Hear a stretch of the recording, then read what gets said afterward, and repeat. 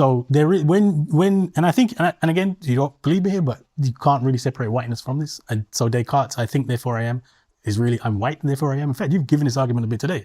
All right, welcome back everybody. Genuinely glad you are here for this one. So what you are about to watch is a conversation between two people who are coming at this topic from completely opposite directions. On one side, you have a guest making the case that the foundations of Western wealth and power are inseparable from racial ideology and colonial destruction.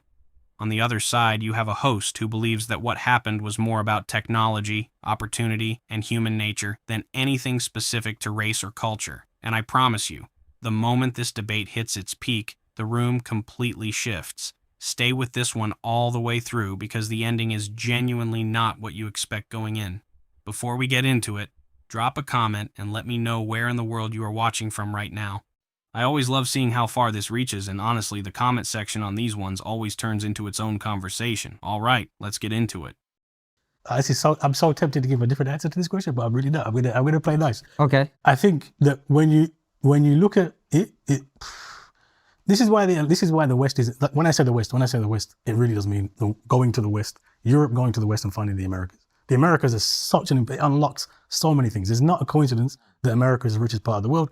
It's like that's the key that unlocks everything else. Okay. And I think you have to be honest and say, well, who's the ambassador to the guy Christopher Columbus, who goes over there, is one of the most violent, insidious people in the history of human life, right? And this is midpoint estimates, and this is all estimates, but the midpoint estimate of when he goes to Hispaniola, what's now Haiti and Dominican Republic, the midpoint estimate is he goes there and it's 8 million people. And this is the midpoint. It might be lower, it might be higher, I don't know, but the middle estimate.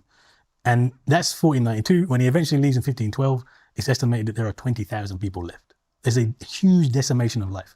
When Europeans go because largely it's disease, but it's not just disease, it's man-eating dogs, it's working people to death. The genocide in the Americas generally is the largest genocide in human history. It's up to 65 million people. And I've read this and I was shocked. Apparently, the world actually cooled because so many people died, they were producing less greenhouse gas emissions and actually reduced the temperature of the earth. So if you think about the founding place for the West is the Americas, and how the West took over the Americas was the largest genocide in human history, like violence and disregard for life. And then where did they go to find the labor after they worked to death the natives? They go, we've got this African slave. Let's go and enslave Africans, just turn them into non-humans. Yeah. Those are the two. So if you used to say, yep, that barbarity, that anti-blackness, that racism, white supremacy, that's the difference. 100%. Okay. And that's what allows everything else to build. So what I'm asking though is, do you think that if West Africans, let's say, they had the ships, they had the muskets, they had the gunpowder, they had the various different types of technology that enabled Western Europeans to go over to the Americas and do what you're talking about, right? Do you think that if the West African tribes, perhaps some of those more aggressive ones that enslaved other Africans, if they had all that technology and they went over to the Americas, do you think they would have behaved differently because of their different culture and background, or do you think they would have done the same thing? I think evidence says they did behave differently. Like I said, there's evidence that the Africans were in the Americas at least 1,000 years before Europeans. So I think this is the moment where the whole conversation shifts, because what the guest just laid out is not an opinion. It is a documented historical sequence that people have been avoiding for centuries. You have to understand what actually happened when Europeans arrived in the Americas. This was not a clash of civilizations where both sides had a fair fight. The guest pointed out that Christopher Columbus, the man they used to celebrate with a national holiday, was one of the most violent and destructive figures in recorded human history, and the numbers back that up completely. When Columbus arrived at Hispaniola in 1492, the population was estimated at 8 million people. By 1512, just 2 decades later, that number collapsed to roughly 20,000. Let that sink in. 8 million to 20,000 in 20 years. And the guest made it very clear this was not purely disease.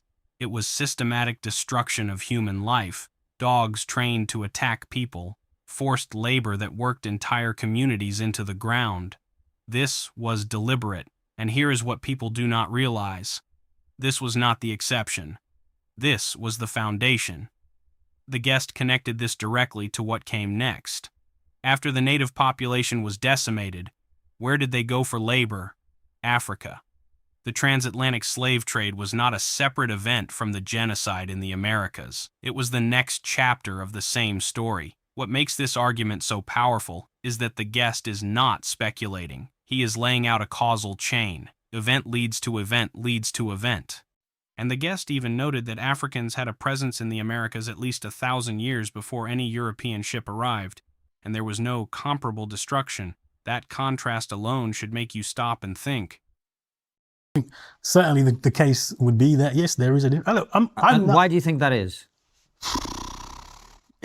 I'm not going to sit here and speculate it's because there's something better about Africans. African have a I'm just superior asking- morality. I don't, look, there's, But I it's don't just know. like it's just the way that when you talk about whiteness, it's implied the way that white people think or white. so I want to be clear here. Okay. That I am not, it would be very easy for me to sit here, who's my favorite person, Malcolm X, right? Say, look, this is the devilish nature of the white man. It just shows, and people say that all the time, right? Right. I'm actually saying that whiteness is not a bad. You don't agree with that? No, I don't think all white people are devils or have. Okay, No, I don't. right. I think that we can debate what could have happened, what may have happened, why it was, but the reality is that it was that carnage, that racial exploitation that was necessary to create the society we have, and that's I'm not that's even- why we have whiteness. I'm not challenging I don't that. know. I can't tell you why, but I can tell you that is. But what I'm asking you to think about for the purposes of this guy, I think it's really important to this discussion, right? Is you talk about whiteness. It's kind of hard to extricate that from white people. It's difficult for most people, at least, listen to this, right? And it's sort of implied within that the way whiteness operates is worse than the way other things operate, right?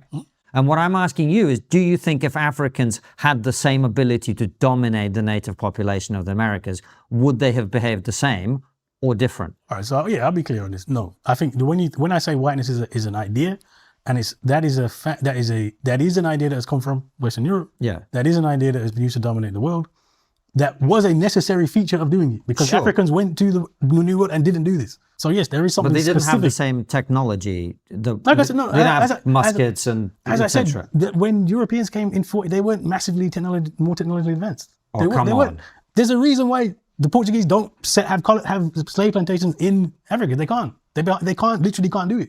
So it's not the case that Europe first just comes into Africa able to control. It's not the case. It takes a long time to develop. The jury's out on to do that, but let me the jury's not. come back. The jury's very clear. If they had the technology, of course they would have been the same. I mean, this idea that you didn't have terrible bloodshed happening and prejudice and the same sort of issues of racism happening within Africa.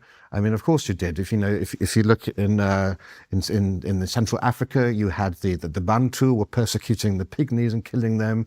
If you look in Ethiopia, you had the Bantus themselves were the victims and being persecuted. In Somalia, the Abyssinians were murdering and hunting the Shankela, who are Nilotic Valley people. This is the part that genuinely blew my mind, because the opposing speaker actually walked into the strongest argument against himself without realizing it. The guest had just clarified something really important. He said whiteness is not about white people as individuals. He said whiteness is an idea that came from Western Europe and was specifically designed and used as a tool to justify dominating the rest of the world. That is a meaningful distinction, and it matters enormously. But then, and this is where it gets fascinating, the opposing speaker pushes back and asks whether Africans would have done the same thing if they had the same technology. And the opposing speaker himself answers, if they had the technology, of course, they would have been the same. Now think about what just happened there. He spent several minutes arguing that violence and prejudice are universal human tendencies, pointing to conflicts within Africa, within the Arab world, within the Tang dynasty in China. And I actually think that point deserves acknowledgement because historically it is accurate. Prejudice and conflict have existed across every civilization on Earth. The Bantu expansion, the treatment of enslaved Africans in the Arab world, these are documented historical facts. But, and this is the critical part the opposing speaker seemed to glide past, acknowledging that human beings across cultures are capable of violence does not erase the specific system that was actually built. It does not change what actually happened. It does not change who actually constructed a global economic system on the back of racial hierarchy. Think of it this way. If I say a fire destroyed a building, and you say, well, other people have also started fires, that does not put the building back.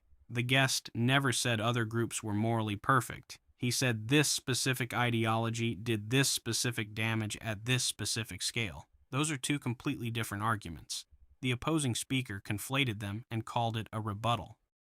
And this is not about white supremacy. I mean, when African slaves were taken to Islam, to the Arab world, they were regarded as the lowest social strata because the prejudice is there. Same thing with the Chinese and the Tang dynasty, who of course regarded African slaves as the Kunlun and were frightened by them. So this the idea that something is unique to the West and unique to white people is simply not true. What is interesting, of course, is the exploration ethic of Europeans, which you don't find. Again, China had a massive fleet. Its ships were far better than European ships. It never discovered the Americas. You don't see the exploration that you saw within Europe, again, because of the distinction of the Western mind, and that whole concept of exploring and developing was very much fundamentally a European concept. You know, it's amazing, for example, it also goes down to individuality and the Anglosphere. So the first person to walk the length of the Nile was an Englishman, and that happened about 10 years ago. Imagine that, after all the thousands of years, the first person to walk the length of the Nile was an Englishman.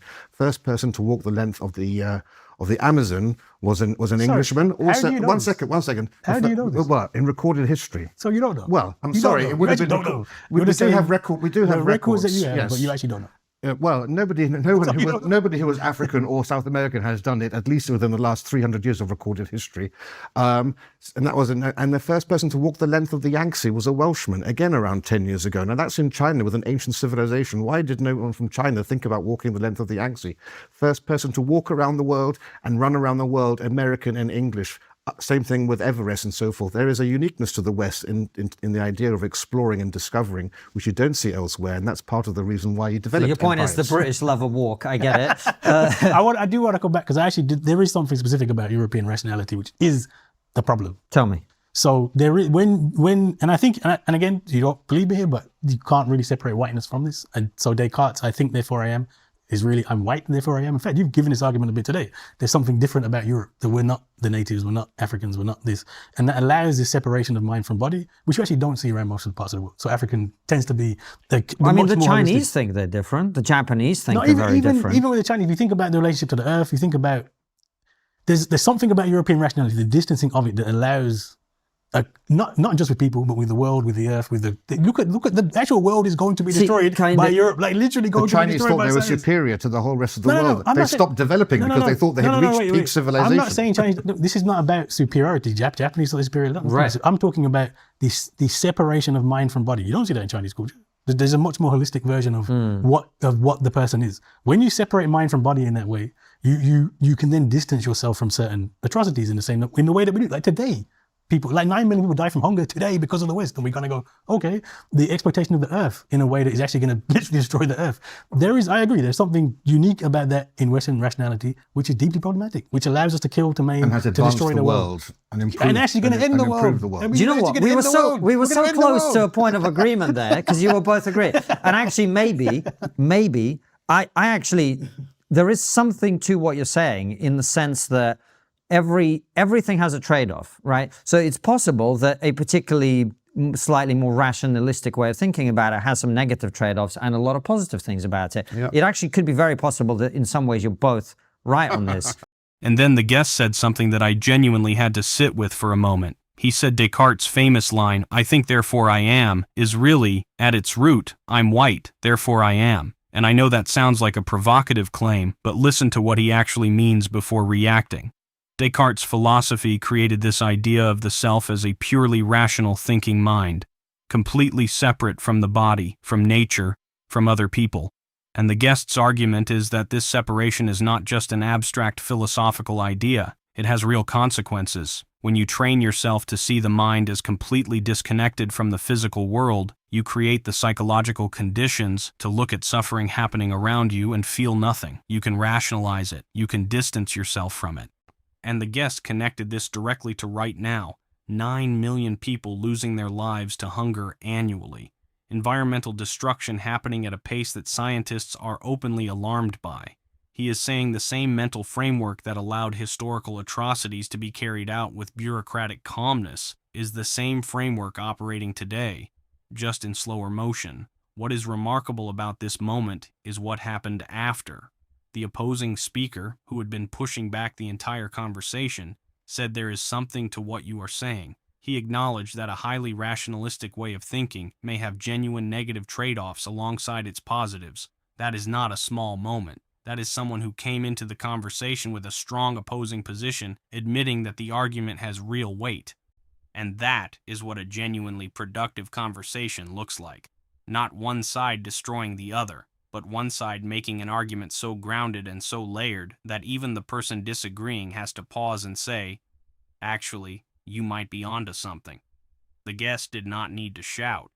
He did not need to be inflammatory. He just built the case brick by brick until it was impossible to ignore. So what do you guys think of this? Leave your thoughts down in the comments. Please like and subscribe, and I will see you in the next video.